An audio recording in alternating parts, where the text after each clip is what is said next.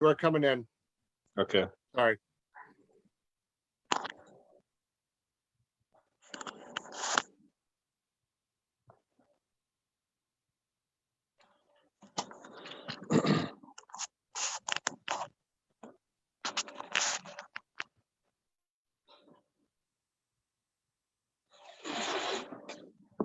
Are you looking for comprehensive solutions for your performance and automotive needs?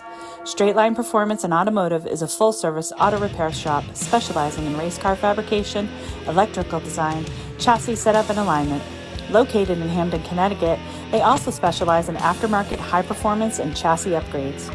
Be sure to look them up on Facebook at www.facebook.com/straightline, STR8LINE, Performance, &Automotive, or give them a call at 203-415-5316.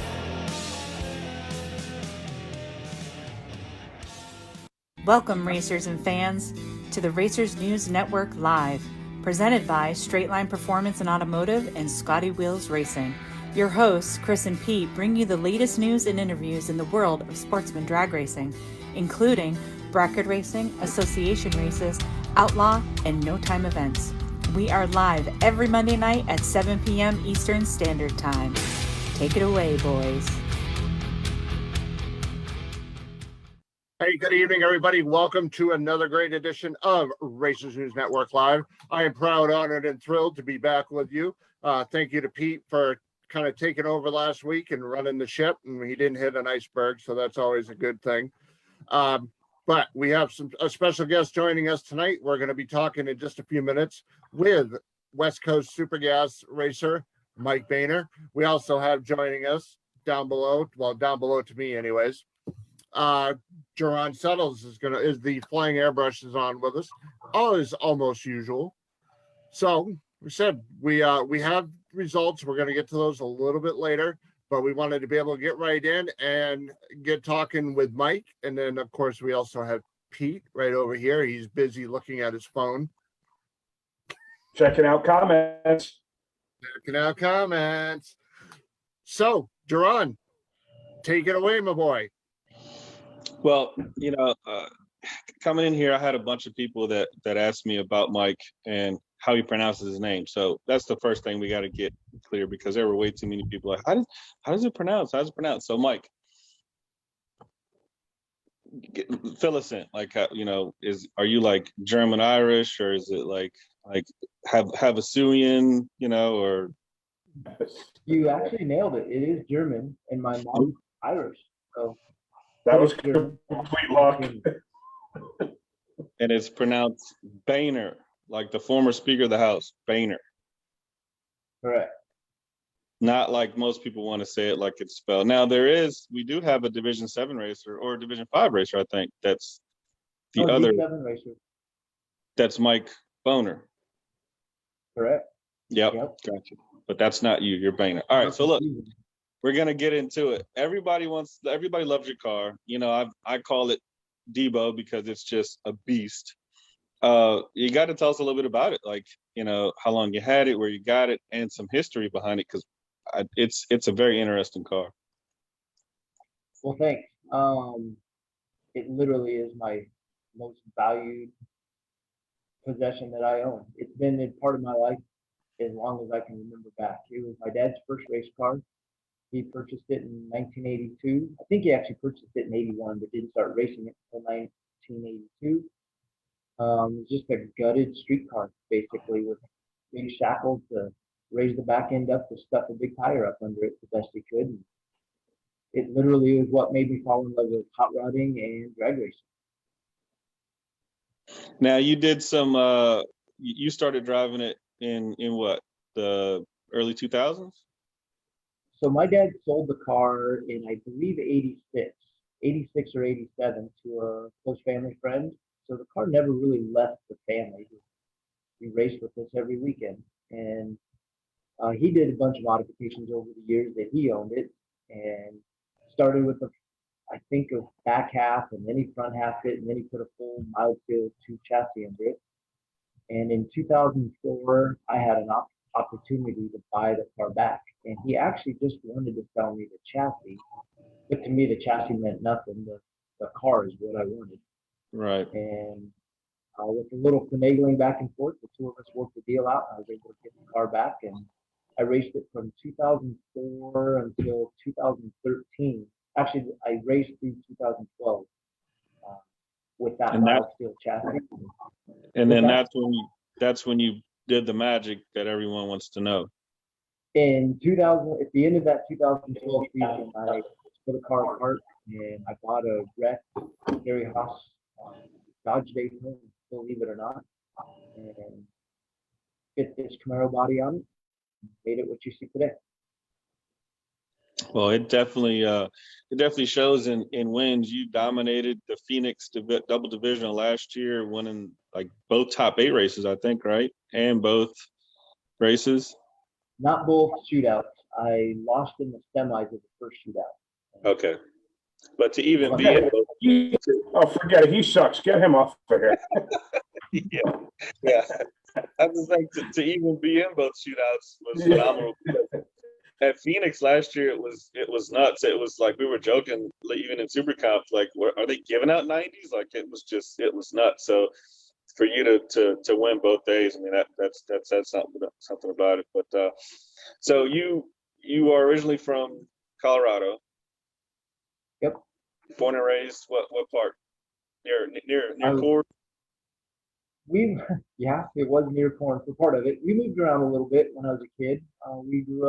I grew up my younger years in Estes Park. It's a beautiful little tourist mountain town. And we got out of there so my dad could start building homes.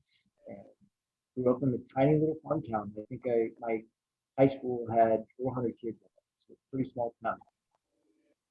What was it like racing at Vandermeer? Like having that, because I'm pretty sure that was your home track, right? Vandermeer was. We had several other tracks that we would go to once in a while, but Vandermeer was closest. We were about 70 miles from Vandermeer, and that literally, growing up as a kid, was home on weekends. My dad raced there every weekend for the most part of my life, and just where home was. That was all family. Everybody there was family. Yeah, definitely. Racing there a few times I have, it definitely seems like the local races are really, really close knit and pretty cool. But I mean, what a fabulous facility to be able to race at every weekend. I mean, that's nuts. But so now you decided to pick up and take Debo and go to Lake Havasu. What was the reason for? I mean, other than moving to Paradise, what were your reasons for going there? Yeah, there are a couple different reasons. My wife and I have different versions of this story. Gillian wanted to get the heck out of the cold. If anybody knows Gillian, if it's under 75 degrees, she's freezing. She's bundled up in a hat and jacket and coat.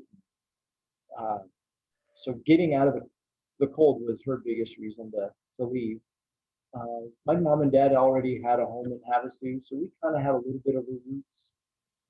Started here in Havasu, and I had brought her here about 10 years before we moved, and she liked it too. And we love palm trees and the heat and the water. So Havasu was just a perfect place to land. And for me personally, I wanted to do more racing. I wanted to be closer. My dad had always raced Division 7, and I wanted to race more with my dad. And we're really centrally located in Lake Havasu or within the division. As most people know, Division 7 is pretty spread out and there's a lot of traveling, but from where we are, it really isn't that bad. So it makes it pretty affordable to travel.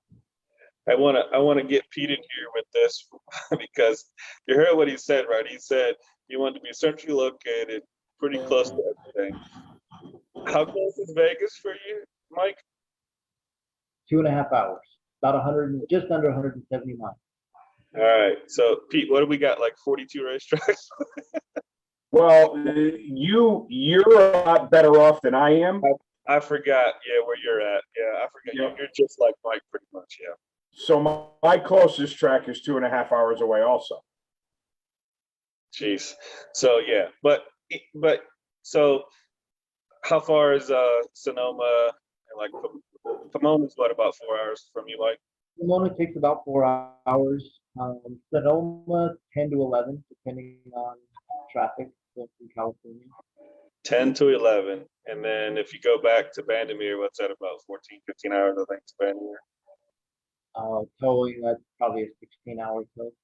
Okay, gotcha. So with that being said about the tow, we gotta, like, we'd be, just nuts to not talk about your towing There we experience. go. So we're in Pomona last week, and I think it was Sunday night. My flight didn't leave till the next day, so I'm driving around and find somebody, and I'm like, is that Mike's trailer down there? I go down there, and the wheel's hanging off. So what happened, Mike?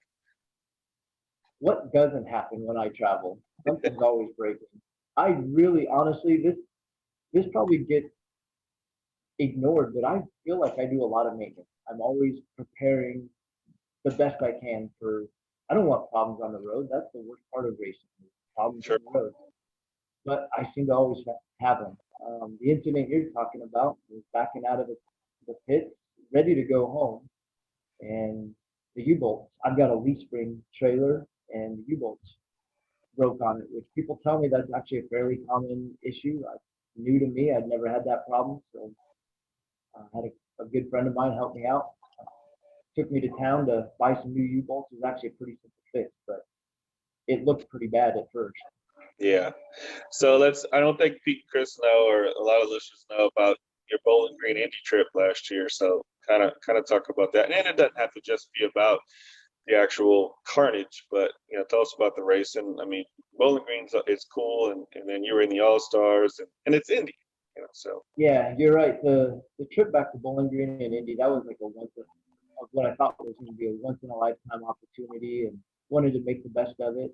Did a blog with Drag Champ, document everything, which was a lot of fun, but it also is like a constant reminder of anytime I go and look at that blog that, man, what a disaster that trip was. I didn't hardly win any rounds the whole time I was there, and it rained all the time, and I just did nothing but break stuff the whole time. The race cars were perfect. Nothing ever happened to the race cars, but I had generators go bad.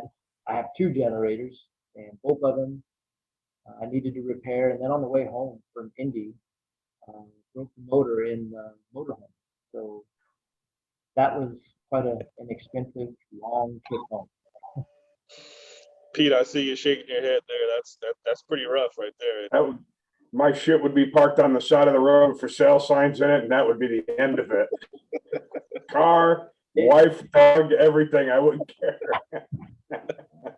I went into that trip knowing nothing was going to ruin it for me. I really went into it with a good mindset, knowing that this was just a bucket list item for me. My entire life, I'd wanted to run the All-Stars, not necessarily to win the All-Stars, just to make it. So Sure. luckily for me, I had mentally prepared myself that absolutely nothing was going to ruin it, and boy, did it test me. It was an expensive trip. What'd you end up doing with the motorhome? How'd you get that home and out of the road? We had a tow rig come and pick us up and tow us about 135 miles to Amarillo, and we left it for a week and a half at the Cummins shop, and it broke a camshaft.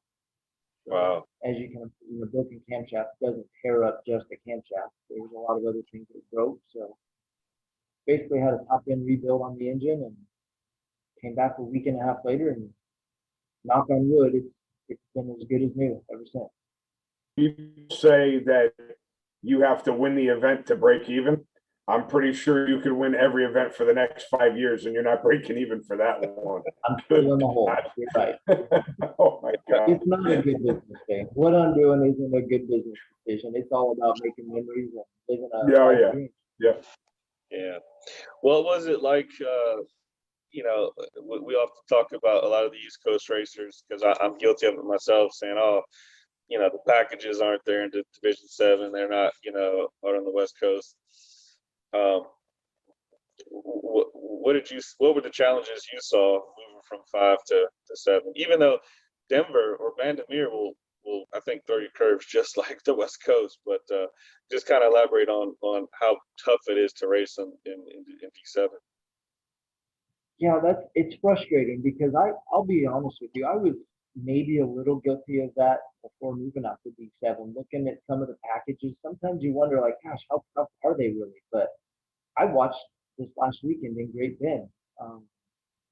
None of the packages were very tough, but I know how tough Great Bend is to race in, and I know that track is loose typically. Reaction times just aren't going to be there on a pro tree.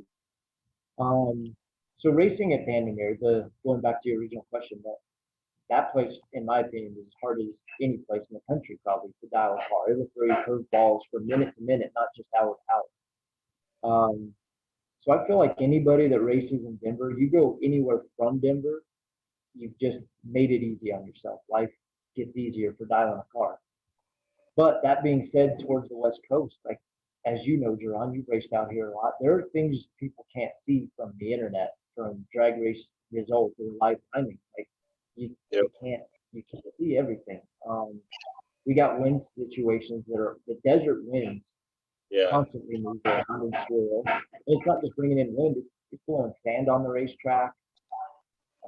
Several of the racetracks we raced in were staring straight at the sun when we're looking at the tree, as you know. So hitting the tree isn't always real easy.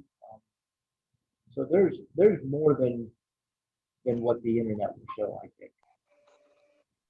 Yeah, that's one of the reasons why I like having Jerron around when we're reading results, or someone like you from the West Coast, because I could look up stuff on Drag Race Central and I could read that so-and-so had a 20 light and he ran dead 2 or she ran, dead on with a 0. But having you guys with your experience, and it's like, I'll give you an example. When I'm doing a race report from a divisional that I attend, I feel like I elaborate on it a lot more than when I'm commenting about a divisional that just got ran in Division 2. For obvious reasons, I was there. So it's nice to get some insight. I went to Vegas once. When did we go, John? Like 3 years ago, 4 years ago? Yeah, 17, I think it was, Yeah, and the track is like lights out beautiful in the scenery and looking around, but you're looking and you're feeling the wind and you're seeing the sand. It's like, I think everyone complains about 1 or 2 tracks in their division and how it can be more challenging than most. And I think every division has that. And it's always to hear horror stories from other tracks, so to speak, just to see what you guys are up against. Yeah, 7 definitely throws you. I mean, I we were talking last year, like at Sonoma, Kyle had told me before going into this race, he's like, you're gonna see something you've never seen before. And they have 4 flags at Sonoma, 1 on the tower, 1 at the starting line, it's like the 60-foot mark, 1 at half track, 1 at the finish line. And I pulled in the water for second round, and every flag was pointed a different direction. When he said stuff you've never seen before, I thought he was going to say a wind light. Yeah, but how are you going to tune that? I think he cut out and didn't hear it. It's perfect. But it's like, how can anyone race this? And like you said, it seems like every track has something different. Vegas is the wind. Phoenix, it's 9,000 degrees. And your tires are melting when you're doing a burnout, basically. But yeah, it's definitely a whole different ballgame on the West Coast. And I don't think it's easy to win anywhere. I just think that, coming from the East Coast where our weather doesn't vary as much, I would say, or, things aren't as wild. You can it's easy to get a misconception about the West Coast looking a lot easier. But so Mike is one of those guys, our listeners, if you hear us talking about finish line drive and tactics, about, holding numbers, doing things, Mike is one of those guys he's a magician at the finish line. And so we need to, our listeners, I'm sure, want to know some tactics. Would you be willing to share some stuff that you do, Mike? My hands literally just got claimed. Like, what are you doing? Telling everybody. I'm just kidding, John. There's no secrets in this world. We got live timing. If you're really looking hard, it's not hard to figure out what people are doing. Sure. I don't. I mean, we all have our strengths. Um, People know cutting the light and driving the starting line is not my strong point. I don't know why that is. I work really hard at it, but for some reason, it's not where my strength is. And if you can't be strong on the starting line, you better be strong somewhere else if you want to be competitive. And it's just between that being my weak point and learning to drive a race car in Denver, it's forced me to be pretty crafty at the finish line. And I just feel like I see the finish line different than a lot of people do. Sure. So what are some of the things, just for like some of the novice people or people just wanting to learn? I mean, Hi, I I'm know. not-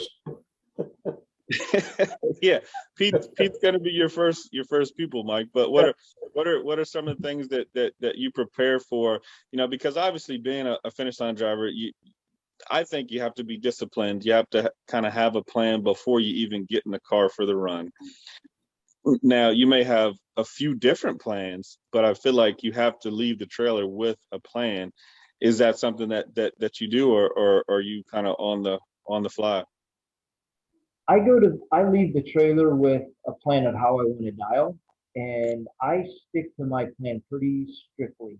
I trust my program. I just trust what I've got going on enough to usually stick with that for the most part. But I'm watching very closely the class in front of me, and if I'm late in our class, back in the lanes, I'm watching very closely on my timing, what's happening in front of us. And the biggest thing I want to know is, like, what is the trend? What are the percentage of cars breaking out? And by how much? That's going to help me decide what I want to do at the finish line, and it won't change how I dial the car. Like I said, I leave the trailer. I know what I want to do, and I'm going to stick with that. But I want to know what everybody else is doing, and that might be the decision to, stuff the brake pedal and get behind. Or if everybody seems to be slow, I feel confident in taking the stretch there. Sure.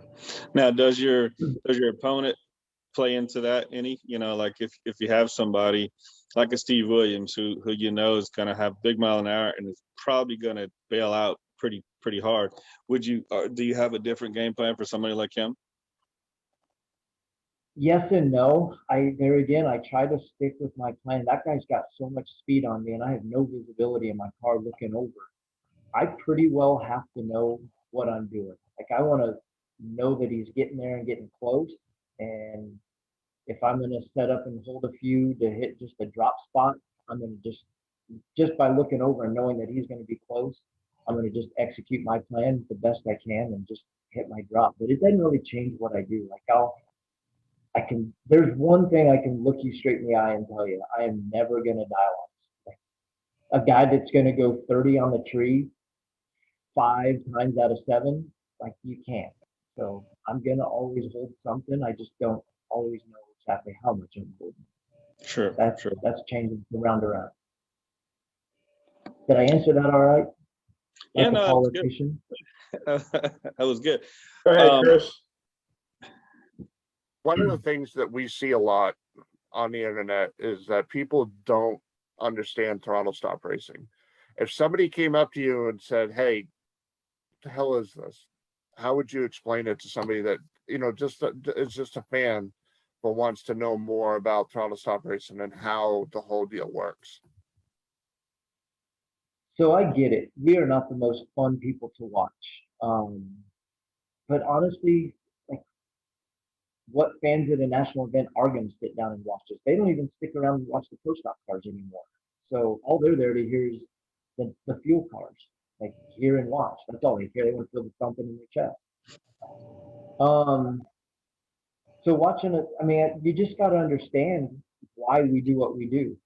We all can't afford millions and millions of dollars to race fuel cars, and this is a way to even the playing field. It doesn't matter what your budget is, as long as you can build a car that's legal to go 990. You're ready to sign up. You can register. To elaborate on that, Mike, and I think I never thought about, like, adding you to my plan, but I talk to Joe Costello a lot, and I'm on his podcast every now and then. But so what we've planned to do is basically video the process, like showing the throttle stop, basically trying to educate the actual fans, because the actual announcer can only do so much. So what the plan we came up with is on my Twitter. I was supposed to start at Pomona, but it didn't come about yet. But we're gonna basically show before, looking at weather, because I think people don't understand, with the bracket car, if the air changes, if every track changes, whatever, you just dial the car. Well, with our racing, you have to change the car, you have to slow the car down, speed the car up, things like that. And so we're constantly watching air, watching things, checking ratios, blah blah blah. And I don't think the fans know that. I think they just think we pull up there and just slow down and then speed back up. So what I was going to do was actually show some video of us going over numbers in the computer, in the trailer beforehand, and actually tweet that video out right before I pull in the water. And so it's going to take some doing, but basically NHRA has agreed to actually share those tweets so that the fans, and say something, announcer say something, so that the fans can say, okay, let's look at my tweet. He said he's going to hold 2, or he's going to do this or whatever.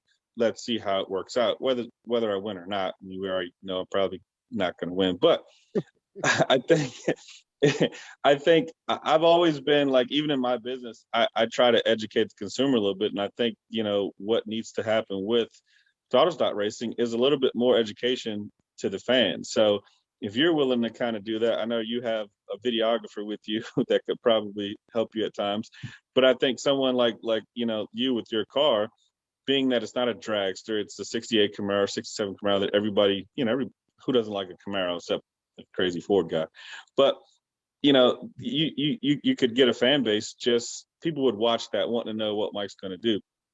So hopefully, maybe you can come in and join this effort. Well, I know. Oh, sorry. Go ahead, Mike.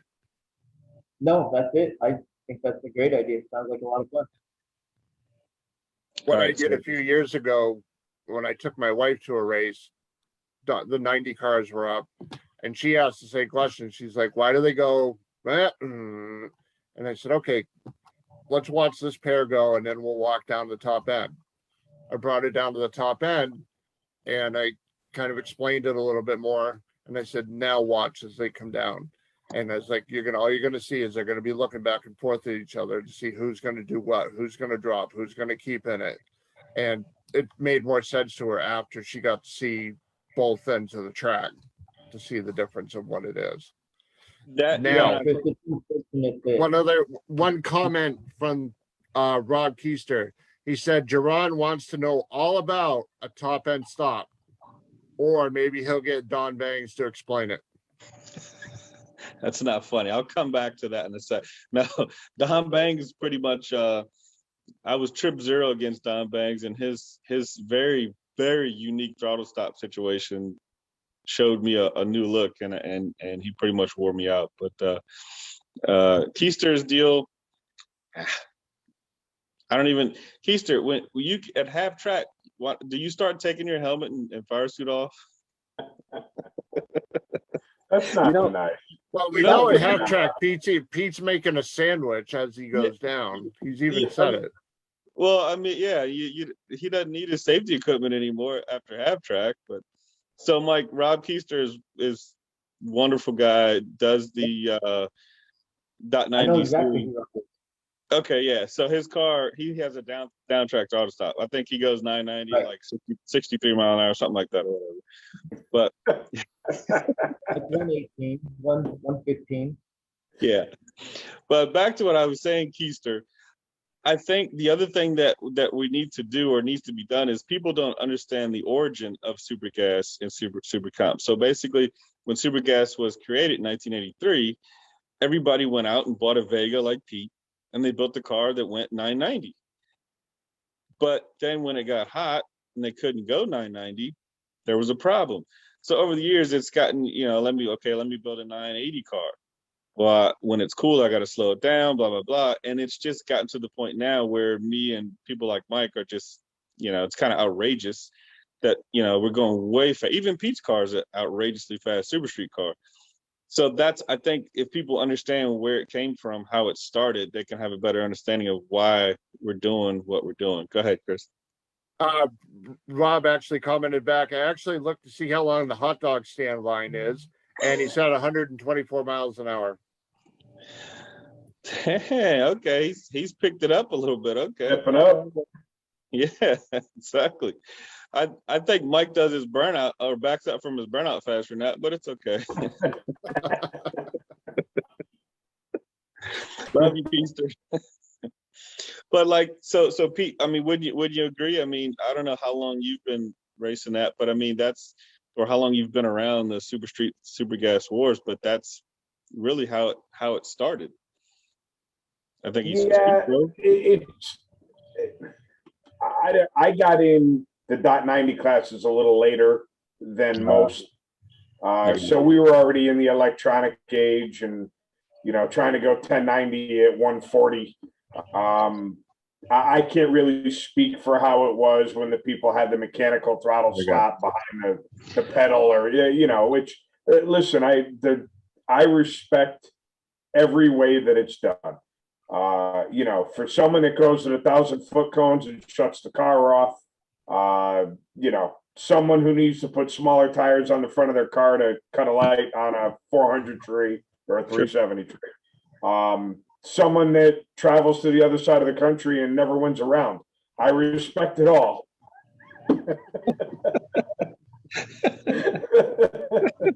But there's just like Mike was saying, I don't know if there's anything that we could do to get people interested in us, mainly at a national event. I think that there's work that could be done to make it more appealing at a divisional level. National event, you're going to get the people that go to this twice a year, and they're only going to the track to get their insides rattled out and get John Force's signature, which, again, I have no issue with that either. Nope. But we need to know who we're trying to appeal to. And I just don't think there's any way in the world that will ever appeal to those people. They're there for one reason and one reason only. Unless their kid is by and I grab one of them by the arm and I shove them in the car and put the window net up and put the steering wheel on, that's the only way that you're going to get them to go, oh my God, which I do every chance I get. But for the most part, we got to try making it more attractive on the divisional level. And I like what you're saying, and I might even experiment with going live on Facebook the next time I go to a super street race up at the Valley.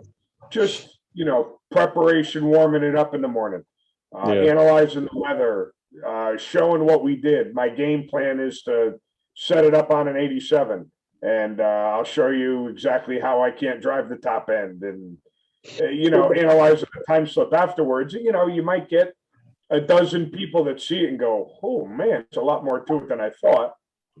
Yeah, that's and it's what I guess what I'm trying to do is make people feel more a part of it, because you could take someone that is only a John Force fan and then let them race with Mike, go with Mike all weekend or you or whatever, and have them be a part of it.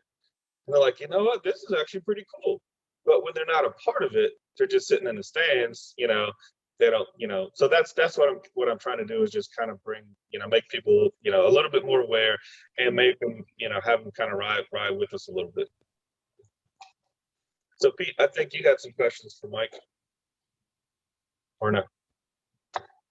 I think, did Pete froze again? Did he freeze? I think he's frozen. Oh, geez. It's pretty cold up there in Connecticut.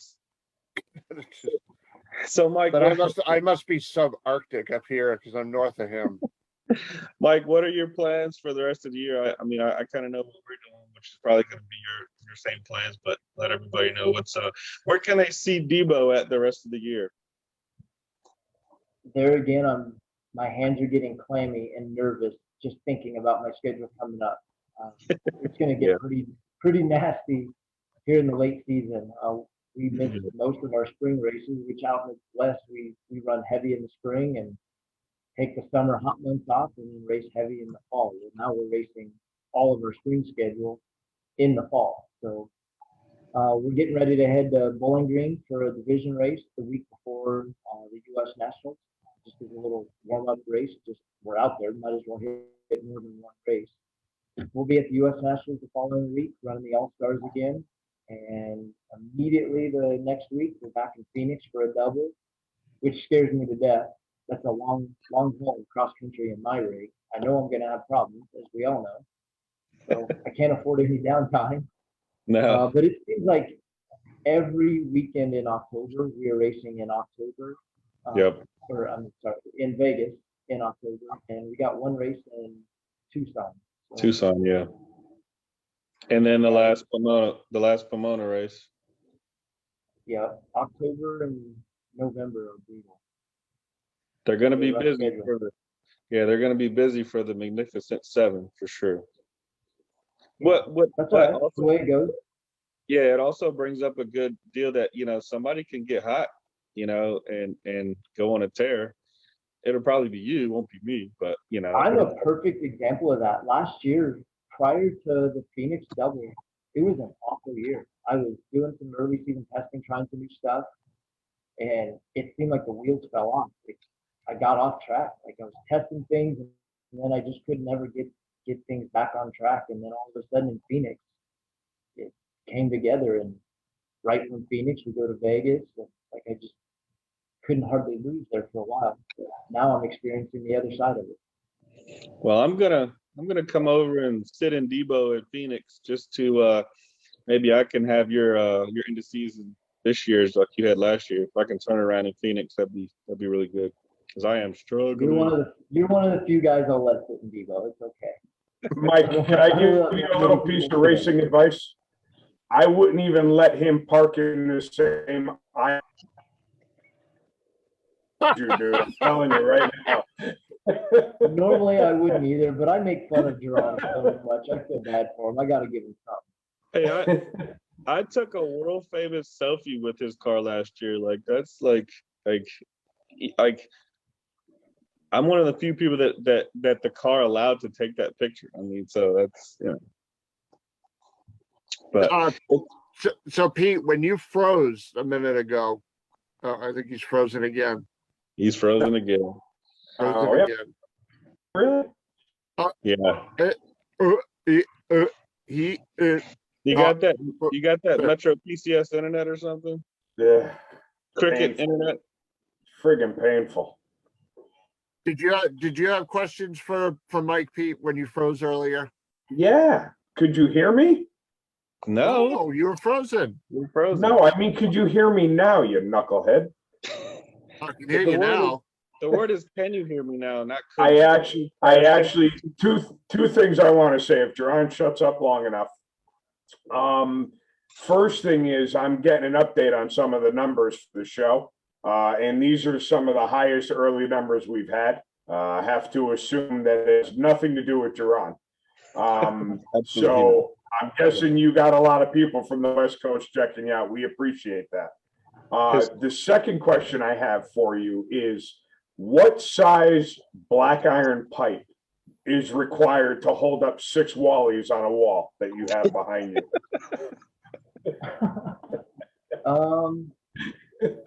Actually, just ½ inch, and they're just little ones. They're the little Wallies, so doesn't take much. Pete, me and Pete can only dream. He's frozen again. What's the song that The best part is that the last two times he froze, the look on his face was priceless. Exactly. Hello, my name is Pete. And my favorite color is clear.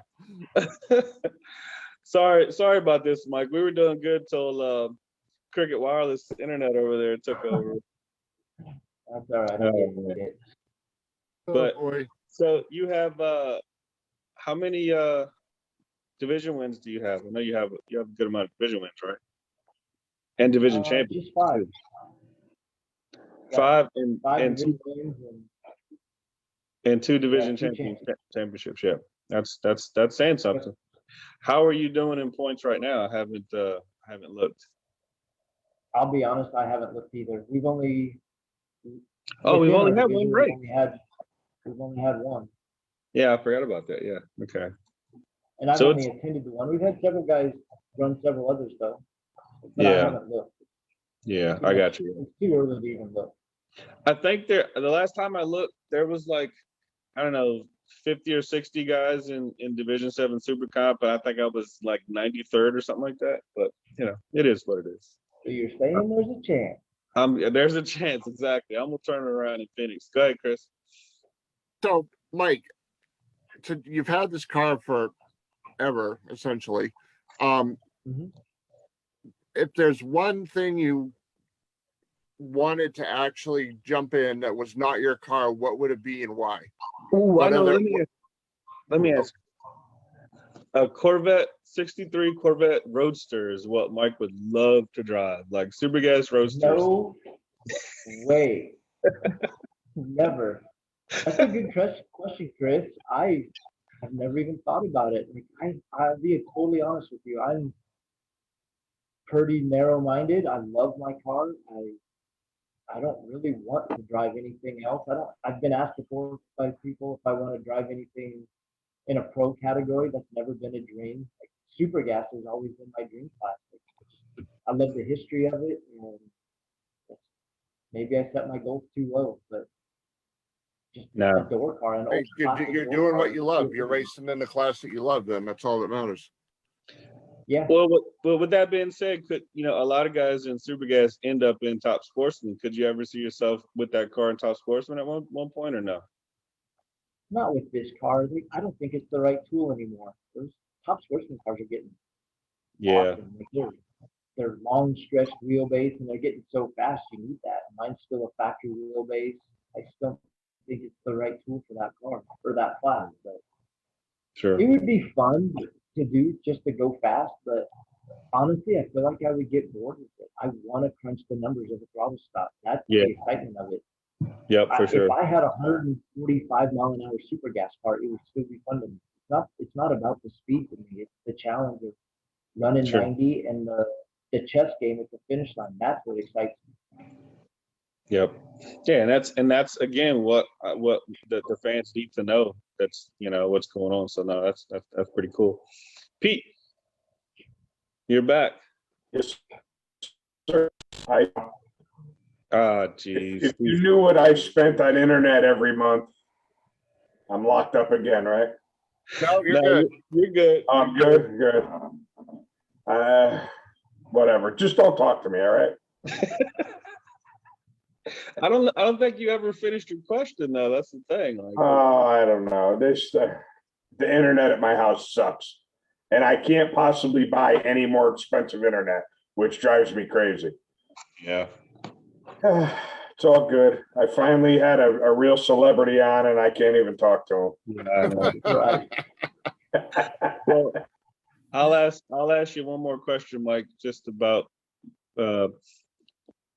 you don't have another car you'd like to drive, but are there some bucket list East Coast tracks you'd like to race at that you maybe never been, or have you already been at most of the? No, I definitely want to run Bristol someday. That's something. Just the scenery there looks pretty amazing. It looks fairly close. Like, the setting looks kind of close to where I grew up in Denver. Sure. Just a lot more trees around. It looks beautiful. I really want to go race there.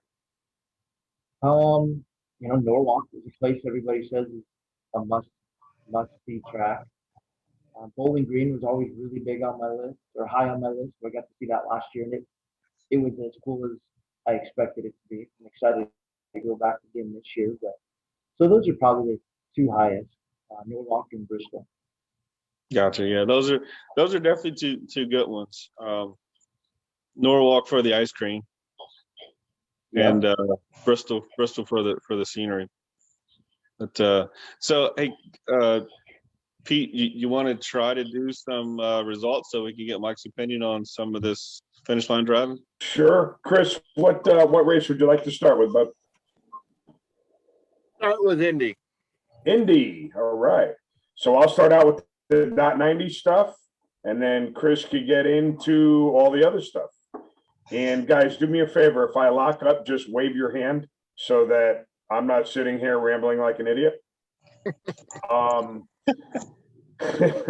right, Indy, Super Comp. We've got Rob Goins. Did I say that right? Goins.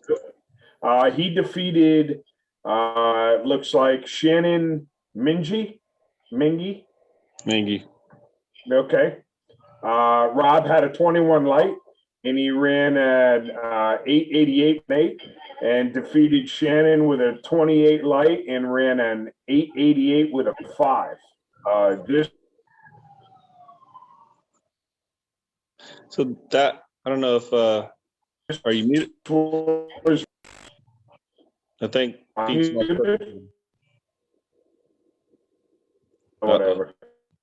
All right, well, to go. This looked like a pretty good race. I mean, only 7,000 separated them off the start line, 21 to 28, and both to go 88, 88.5. I don't know their speed, but 171, 175. I'm gonna say maybe Rob kind of got out of there a little bit. 171, but obviously did a good job getting it by 3,000. Could you guys hear me? We flaked out at the end of that one. Yeah. Big surprise. All right. Super Gas, a name that most people will know, Jacob Elrod, defeated Rob Kropfeld. Jacob was 15 on the tree and ran a 991 with a 1. Rob was 27 on the tree and ran a 991 with a 0. Yeah, that looks like Jacob, had a good bit of a start line advantage and just kind of paced him there. Had him a 4 or 5 mile an hour and just did a good job taking a little bit, being like Mike at the finish line. Assassin-like. That was Jacob's 9th divisional win. And as we report from 3 races, I want you guys to listen to some of the totals on the trophy count for some of these drivers. It's pretty amazing. Super Street, also from Indy, Scott Sadler. Yep. Yep. You help me out with this one. Jim Unum. Yeah, Jim Unum and Unum. There we go. Scott had a 31 light, ran an 89 with a 6 to Jim's 15 light and went an 87 with a 7. Basically what it looks like to me, and I hate saying this because I'm not there, but it looks like Jim just took way too much stripe. He had it by 16 on the tree and then went almost 2 quicker at the finish line. I know it sounds like I'm a Monday morning quarterback because I'm not in the driver's seat. I hate saying that, but the numbers show that that's pretty much what happened. Yeah, that was Scott's 2nd divisional win. When you take too much at the stripe, like it looked like he may have done, that's called a flying airbrush. But go ahead. A lot of times what a lot of people don't take into consideration is someone realizing that they're not going to get there and absolutely burying it and feeding you a bunch. Mike, I'm sure you've either seen or done that once or twice. So it's hard to take that into consideration when you're going into the mile-an-hour cones and someone absolutely puts it in park next to you. But yeah, in this particular instance, it looks like he was just a little too stripe heavy at the end. Yeah, I don't know. That's it for the .90 from Indy. Go ahead, Mike. Oh, I was just going to say, I don't know what Scott's normal mile per hour is, but I'm looking here. He's 146. That's still a pretty fast Super Street car. Yeah. And if he's 300 behind, I just don't know how much speed that car's capable of, but he could easily fed him that 300s. Right. Yeah. Unum could have easily had him paced in pretty good and just couldn't catch a drop. And I don't care who you are or what people say. You're don't not believe gonna you can catch a drop. No, you not. You can luckily be planning your own drop and then lie and say you caught the drop. Right. And exactly. I agree. Yeah. People just from people on the outside of the sport looking in, just don't realize how many feet of track you're covering at 150 plus mile an hour, where when you only have 60 or 70 feet left and someone's nose dives down, by the time you see it, realize and react to it, you're in the sand. Yeah. I mean, it's just, it happens so quick, you know? Yeah. That's We call that a Nick Cobb, by the way, but go ahead. that's only our West Coast folks are going to understand that joke. Chris, do you want to finish up Indy and then we'll move on? Yep. All right. Started off with top alcohol dragster Julie Natas over Division One driver Rich McPhillips Jr. Julie with a 54 light to Rich's 66 light. Natas with the starting line advantage runs low ET of the event for the win. Julie Natas wins her 7th Lucas Oil Drag Racing Series Wally and the 3rd this year. And like I said, coming up through these results that we're going to do, like Pete said, we're going to get into some double-digit Wally winners in these lists. All right. Round 7, the final round in Super Stock at the NHRA Lucas Oil Drag Racing Series event at Indy was cut off by me. Never mind. Scratch that one. I'll have it in there somewhere else. Final round of top alcohol funny car. Chip. Oh boy. Beverett. Chip. Thank you. Beverett over Phil S. Chip with a 59 light to Phil's 49 light. As with the starting line advantage, but Beverett chased him down for the win. Beverett wins his 3rd Lucas Oil Drag Racing Series Wally. Final round of comp eliminator. I cut it off again. I apologize. Chris, you're a disaster. I am. Well, this was a last minute one. I'm sorry. I suck. I can handle that one if you want me to. Yeah, go ahead. I got now my computer's screwed up here. Hey, Mike, take a crack. Just name out some names. So, Robert Bailey and his A Econo dragster took out Alan Wilson's C Econo dragster. So all drags were final. Bailey went 50 under, 664, 205 to take out Alan's 48 under, 735, 180. So that was a pretty good race. Nobody really took it, or he didn't take anything really, 2,000. But Bailey's got a really, really fast Econo car and been around for a long time. All right, let's go with Super Stock. Ricky Decker. Ricky Decker put on a pair. Go ahead. I'm sorry. No, go ahead. I'm sorry. Oh, okay. Ricky Decker over Bobby Rashid. 40 light to Bobby's 52. Ricky Decker dialed a 990, ran a 991 with a 3. Rashid dialed a 948 and ran 948 with a 5 on the tail end of it. Decker with the starting line advantage and the win in a close one. Decker's margin of victory, 0.0040 seconds, approximately 10 inches. Rashid runs dead on with a 5 in the losing effort. Now here we go. We're getting into some of the large volume of trophy winners. Decker wins his 12th Lucas Oil Drag Racing Series Wally. And moving on to Stock, and Jerron, if I remember correctly, Stock at Indy was the one you wanted to kind of discuss a little bit. Yes, that was just amazing. So Ben Wenzel, runner-up to Rob Beal. Beal was 22, his in-stock automatic Chevelle. He was 2 over to take the win. Ben missed the tree a little bit, was 53, but dead on 2. But Ben Wenzel is who I want to talk about. This guy is 72 years old, I believe, 72 or 73. And his car, he bought brand new in 67. It's a 67 Z28 Camaro 4-speed car. It was the first ever Camaro to win an NHRA national event. And he's been racing it since 1967. And his lights, he was 42, 12, 2, 16, 26, and 8. dumping the clutch. Like, he's in his 70s.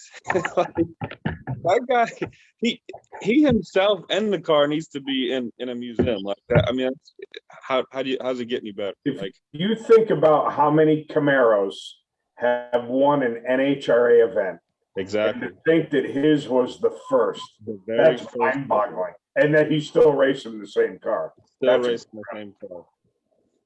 Now, That correct me if maybe- I'm wrong, but a few years ago, didn't they do something with him and his car versus Erica Enders, I believe it was? I'm not They sure did. that. Yeah, They they did like a yeah, it was. celebration. You're absolutely right. Yeah, I think it was at an Indy. It was like an exhibition thing. And Three, it was 4 years ago. Yeah. right, and they had said that this is the first Camaro to ever win. Now that you're saying that, I remember that. All right, gotcha. Okay, that may be the only Camaro in all of NHRA drag racing that's more popular than Mike's. So, you know, Rightfully so, though. I think it's cool. yeah, really cool. I mean, just, I mean, everybody says you can't win with a stick car, and this guy's in the finals a lot. And I mean, with those lights, I mean, that's saying something. All right. Oakley top sportsman, Jerry Albert over Tim Kerman. Albert with a 17 light, 668 with a 2 over Tim Kerman's 055 light. Let's see. Albert with a starting line advantage and the win. Albert wins his 7th Lucas Oil Drag Racing Series Wally and his 2nd at Indy. Oakley top dragster,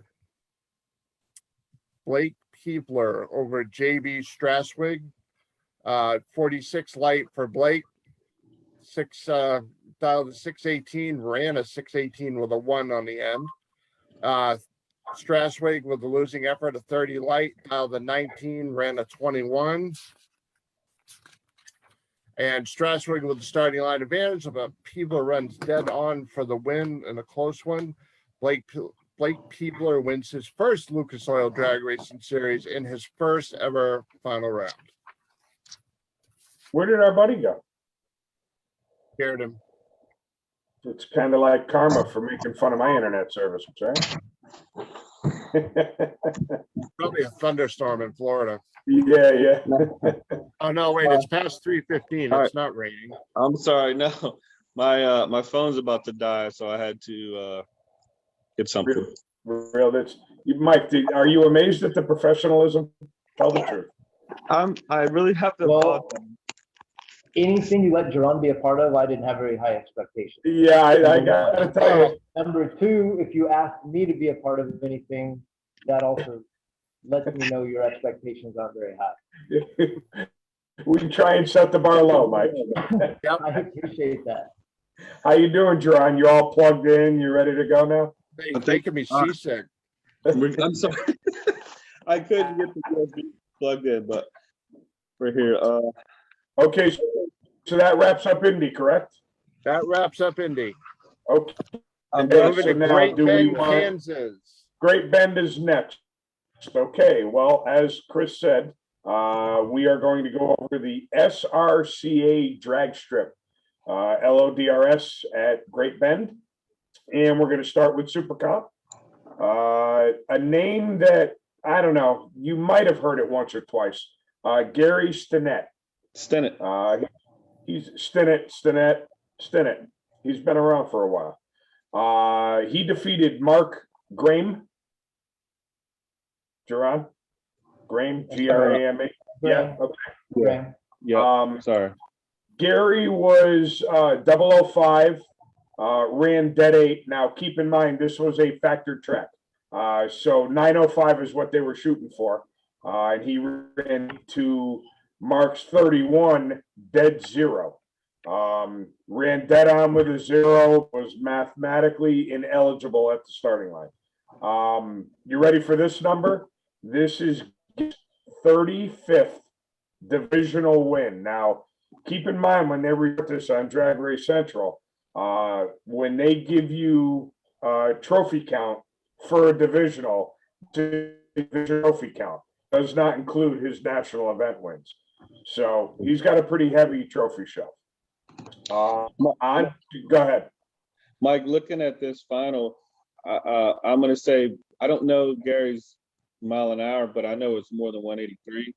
And being that he had a substantial start line advantage, it looks like he kind of did some pace in there too, with both being, normally in a situation where you've got somebody cover that much, you don't see both drivers go dead on. Wouldn't you agree? Right. Yeah, Gary will go like 192, 194 at sea level for Right. that track. And they were racing some nasty winds that weekend. I watched that race very closely all weekend. I had a lot of friends there. I think Gary was running about 187. Yeah. Okay. He was on fire. If you go back and look at his runs, like with the exception of one reaction time being in the 20s, everything else was 15 or better. He was exactly. Yeah, no, for sure. He was killing it. Yeah, and that car definitely thunders on the top. That's why I knew the 183 he was out of it. But I just didn't know, being that it was where it was at. I know he wasn't running his sea level mile an hour. Go ahead, Pete. Okay, Supas. Again, a factor. They're shooting for 1005 as opposed to 990. Phil Unruh defeats Unruh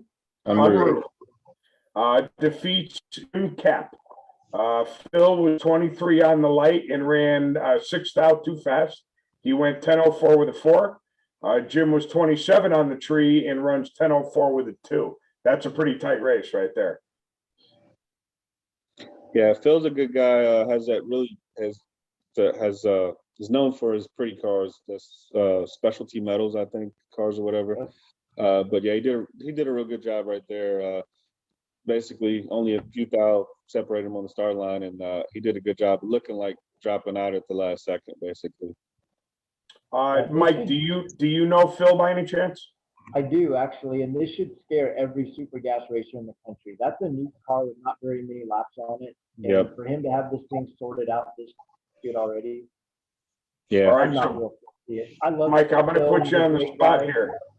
If you had to take, how many divisional Wally wins does he have? Oh boy, I don't know. A lot more than I do. I know that. A whole bunch. How about 19? That was his 19th divisional win. Moving on to Super Street. Something I think we should hang on before you move on. Go ahead. If you don't mind. Not at all. Look at round 3. He was 002 dead zero. Yeah. But the cool thing about round 3, he's also running super stock, as I know we will talk about here in a bit, because he run it up. In his super stock, also in round 3, he had a 1 total package. Yeah, he was 1 and 2. That guy was. Are you kidding me? Yeah. Yeah. Yeah. That's badass. Good Lord. Yeah, pretty cool. He was laying down nasty laps for sure. Wow, that's impressive. All right, so we're going to move on to Super Street, although I don't know how we're going to top that. Chuck Lowry. Does that sound right? Chuck Lowry. Chuck Lowry defeats Troy Grant. Chuck was 27 on the tree, ran 11:05 with an 8. Again, factored track. 11:05 is what they're shooting for. And Troy was 32 on the tree, 11:08 with a 2. Yeah, Chuck was killing it late rounds too. He come up a little bit, 27 the final, but he was owing it to death mid rounds, 3rd, 4th, 5th round or whatever. But did what he needed to do. Dead 8 in the final. It's hard to beat going dead on in the final. Yep, no doubt. Go ahead, Chris. For Jerron and for Mike, since you guys have run, I don't think you've run a factor track, have you, Pete? I've never run a factor track. All right, for you two that have run a factor track, does it ever really screw you up? Especially, obviously, probably the first time you went there. Did you ever go, oh yeah, we're all set, and oh crap, we're at a factor track, and then does it like totally screw your game plan up? I can say for me, it was about the 7th or 8th time, because I'm just, I sniff a lot of paint fumes. So this year at the national, the first time run, or no, the divisional this year, me and Jen are going over numbers or whatever, and she's like, all right, you're on an 88 or 87. All right, good to go. And I literally pull under the tower, and I'm like, oh crap. And she looks at me and she's like, what? I'm like, look at the scoreboard. She's like, it's 9:05. So we had to pretty much figure out numbers right there while I'm waiting for the pair in front of me to do a burnout. So yeah, but again, paint fumes. How about you, Mike? I grew up at a factory track. That was home to me. So I can't say I've ever had an issue like that. And now I think Jerron's got every super pump car in the country wanting to chase into the lanes first round. At a factory track. I can tell you, my opinion, racing Denver, yeah, I can see that the car doesn't even want to go up on the two-step because it's so bad there. But Vegas, I really don't think Vegas should still be factored, in my opinion. I think even Kansas, I mean, if you're only going 1500s, I mean, everybody's going much faster. I still don't get it, to be honest with you. Go ahead, Pete. Pete's froze again. What do you think about that, Mike? Am I wrong for wanting everybody to be I disagree personally, just because I know there are a few super gas guys, especially, that can just barely run that 980 or 975, and that would totally hope from being able to really chance. still? Oh yeah, I think so. Okay. I know a few guys that were in. I can think of two right off the top of my head in super gas in Great Bend that probably aren't much faster than 975 on top. Okay. All right. Well, I stand corrected. We should. I mean, there's no right or wrong answer there, right? It's just an opinion. Sure. Yeah, for sure. Is Pete still frozen? While Pete's froze, I'm all done. I finished with Great Bend, so it's on to the other classes. Well, look, but before we go, before we move on, I don't know how I forgot this. At Indy, though, we looked past Hunter Patton putting up a perfect lap, putting up a five egg omelet. I think it's in the semifinals, wasn't it? Or no, quarterfinals, I think. Yeah, like it was early, I think, or late. I'm sorry. Yeah, trip zero, dead zero. But that's Hunter. He does that cup all the time. He's just bragging now because he can actually do it quarter mile too. Yeah, well, he said that was his first one though, so that's pretty cool though. I got one last year before him, so no, just kidding. There you go. All right. All right, moving on to Fine Line Graphics Madcap Racing Top Dragster, again at Great Bend, Kansas. Let's see, Victoria Johnson, dial 57, ran a 6:57 with a 5. 13 light to take out Jeff Corin. 37 light, dialed a 24, ran a 36. Let's see. Johnson with the starting line advantage, runs dead on with a 5 for the win. Victoria Johnson wins her first Lucas Oil Drag Racing Series Wally and her second ever final round. Congratulations. Let's see. Final of Circus Motorsports Top Sportsman. Kyle Firestone, dialed 703, ran 7:15 with a 2, 24 light to take out JJ Heber, dialed a 672 and had problems. Even though he had a great light, he had a 14 light. Heber takes the starting line advantage, but has problems. Firestone takes the win. Kyle Firestone wins his first Lucas Oil Drag Racing Series in his 5th final round. All right. Stock Eliminator, Ryan Montford, factory stock C car, dialed 953, ran a 953 with a 1, a 50 light to take out Carson Pedigo, 21 light, 1071 dial, ran a 1076. Pedigo with the starting line advantage, but Montford runs dead on with the 1. Montford wins his 4th Lucas Oil Drag Racing Series Wally and 2nd at Great Bend. Finals in Super Stock. Talking about this a few minutes ago. Tim Nicholson dialed a 1030, ran a 1027 with a 9 with a 19 light. He broke out less than Phil Unruh, who dialed in the factory GT car, dialed 925, ran a 9:21 with a 2, a 16 light. Unruh with a few ticks on the tree, but took too much straight to give Nicholson the win. Nicholson wins his 5th Lucas Oil Drag Racing Series Wally, his 2nd in Superstock, and 2nd at Great Bend. And like I said, you had mentioned that earlier, Mike, with Phil Unruh. That, and I'd like to point out that Nicholson is another stick car. So that's I grew up a stick guy, so that's why I always pay attention to all the stick cars in stock and super stock. Tim's a bad dude. He also runs a 6-shift car in super gas, top end Right. stuff. Yep, the green Camaro. Yep. Yep. He's a bad dude. All right. Comp Eliminator. Doug Engels took out Bruno Massel, friend of Geron's. 82 light, 763 with a 6 to beat Bruno, is 175 light and ran 724. I don't like to talk about the index and comp because it gives me a headache. Engels with the starting line advantage wins and the win in a dead heat. Engels wins his 16th Lucas Oil Drag Racing Series Wally and 2nd this year. Now, don't get me wrong, Mike. I love comp, but the index, somebody trying to explain it to me, I'd rather go over to the wall next to my closet, bang my head into the wall, because I'd make more sense out of that than trying to figure out the comp index. It's not that It is bad. definitely difficult. You know what I mean? All right, continuing on. Final round of top alcohol funny car.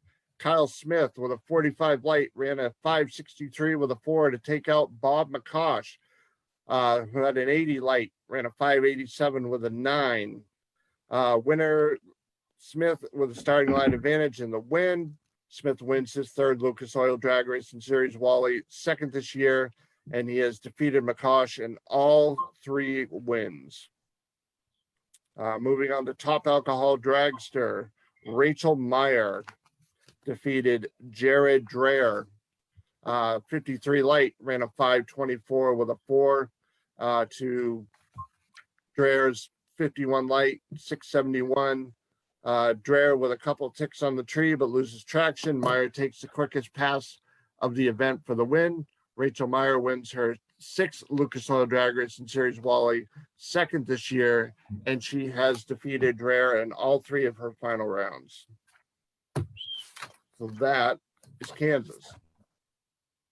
Do we want to save the other one for Thursday, Pete? Yeah, we can. Okay. I think people are tired of hearing us just spitting out numbers like crazy. Cool.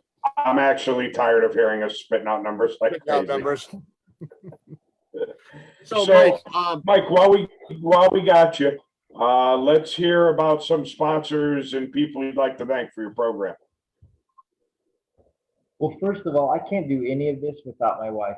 She's a saint. She lets me do this and never even bats an eye or questions anything I want to do. She knows she's a lifelong dream of mine, and she's 100% behind me all the time. So I want to thank her.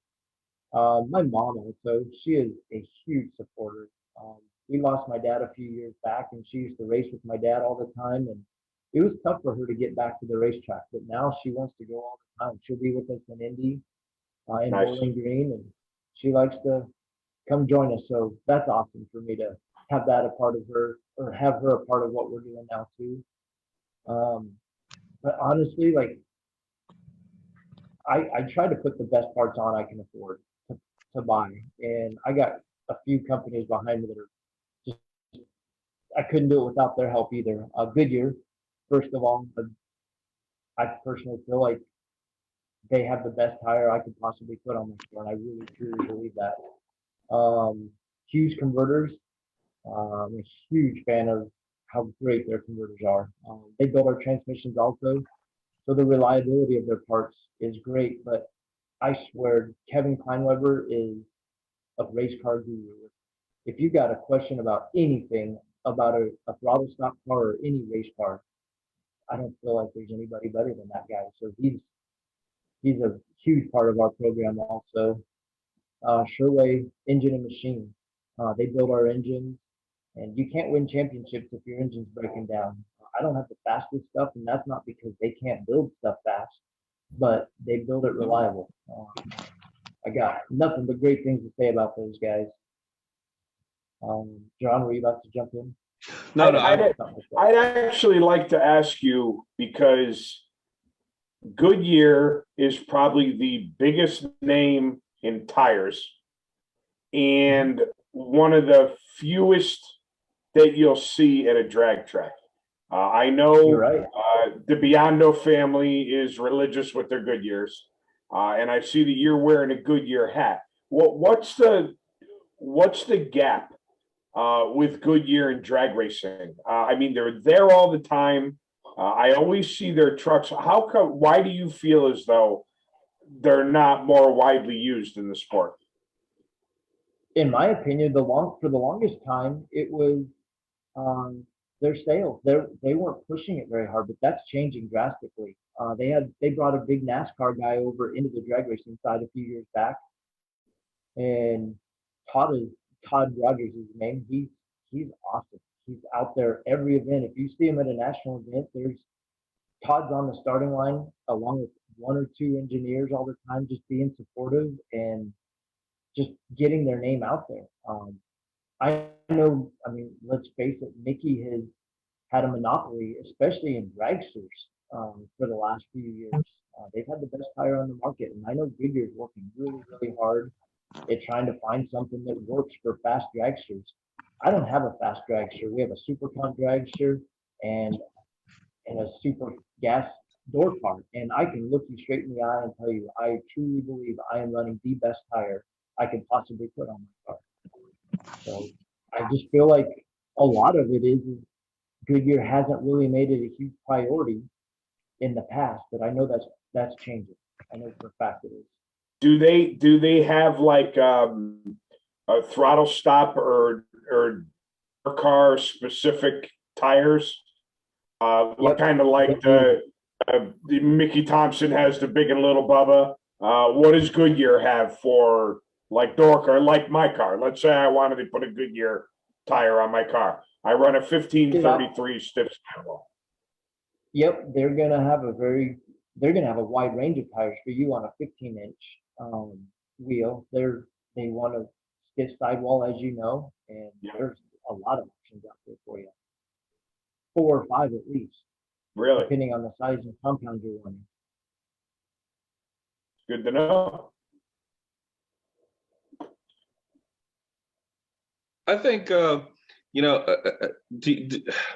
was going to say, I don't think that they're up that far behind in numbers. I think you just see more bracket dragsters social media wise, where people talk about it more, and it's all Mickey. But I think there's a lot more Goodyear tires out there than you think. It's still, like you said, it's still not as much as probably Mickey, but I don't think it's as loud. It could be geographical too. I mean, just because I don't see a lot of Goodyear tires running around at Epping, right, doesn't mean that, in the Midwest and the West Coast, it's not 50-50. I do know around here, it's probably, if I had to guess, Mickey would be 55%, Hoosier would be 40%, and then the rest would be Goodyear. Does that come out to, I didn't go over 100 there, did I? I'm all right. Yeah. We get the idea. I'm not a math teacher. For good reason. That's right. Oh God.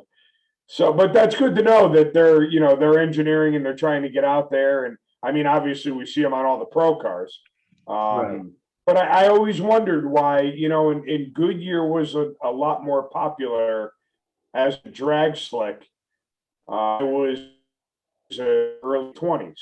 And then they just kind of seemed to fade away in the market racing sportsman area.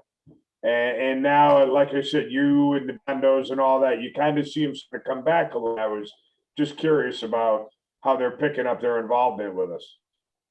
Yeah, I can't speak from anything from years past. I keep in mind, I really just started getting into this pretty heavily in 2018. So I've only been fairly involved with the NHRA point stuff and racing pretty hard since 2018. So, but I know since then, like 2019 till now, they're working really hard at trying to grow this and get more tires out there.